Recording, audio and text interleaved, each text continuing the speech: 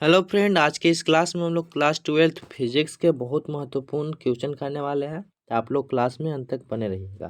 तो चलिए क्लास को स्टार्ट करते हैं। और अगर आपको इसका नोट्स लेना होगा तो आप हमारे ग्रुप में जुड़ सकते हैं, जिसका लिंक डिस्क्रिप्शन में दिया हुआ है। तो आज का हमारा सबसे पहला क्वेश्चन बोलिए, चाहे पॉइंट बोलिए, है विशिष्ट चालकता। तो विशिष्ट चालकता क्या होता है, इसके बारे में डीप में हम लोग जानने वाले हैं।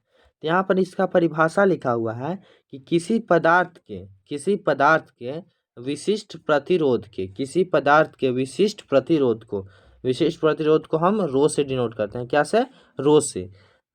विशिष्ट प्रतिरोध के व्युत्क्रम को यानी 1/रो को उस पदार्थ की विशिष्ट चालकता कहते हैं। ठीक है, क्या बोला कि किसी पदार्थ के विशिष्ट प्रतिरोध यानी रो का व्युत्क्रम को उस पदार्थ का विशिष्ट चालकता कहते हैं। और इसका एसआई मात्रक ओम इनवर्स मीटर इनवर्स होता है। ठीक है, और इसको सिग्मा से डिनोट करते हैं यानी प्रदर्शित करते हैं। किससे? सिग्मा से डिनोट करते हैं। और सिग्मा बराबर लिखा हुआ है 1/रो। इससे परिभाषा आप बना सकते हैं कि किसी पदार्थ के विशिष्ट प्रतिरोध के व्युत्क्रम को पदार्थ की विशिष्ट चालकता कहते हैं। क्लियर है ना? और इसका मात्रक क्या हो जाएगा?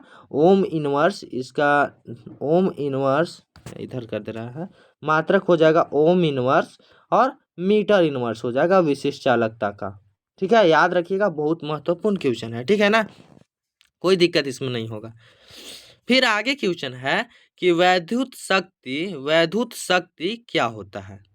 वैद्युत शक्ति क्या होता है, तो इसका डिफिनेशन देखिए। बोल रहा है कि किसी वैद्युत परिपथ में ऊर्जा क्षय होने की दर को वैद्युत शक्ति कहते हैं। और इसे पी से डिनोट करते हैं। किसे? कैपिटल पी से इसे डिनोट करते हैं ना। तो एक और परिभाषा बना सकते हैं कि किसी वैद्युत परिपथ में टी है यहाँ ना, तो एकांक समय में ऊर्जा क्षय होने की दर को वैद्युत शक्ति कहते हैं। और इसे पी से डिनोट करते हैं यानी प्रदर्शित करते हैं। ठीक है ना, पी बराबर होता है W/टी। W से क्या हो जाएगा? ऊर्जा यानी कार्य यानी ऊर्जा, और टी से समय हो जाएगा। ठीक है ना, इसका मात्रक जो होता है, कार्य का मात्रक जूल और समय का मात्रक सेकेंड, यानी इसका मात्रक हो गया जूल प्रति सेकेंड या जूल सेकेंड इनवर्स भी हो जाएगा। इसका मात्रक याद रखना है आपको। ठीक है, यहाँ पर नोट पॉइंट दिया हुआ है कि 1 किलोवाट बराबर होता है 1000 वाट। कितना? 1 किलोवाट बराबर 1000 वाट होता है।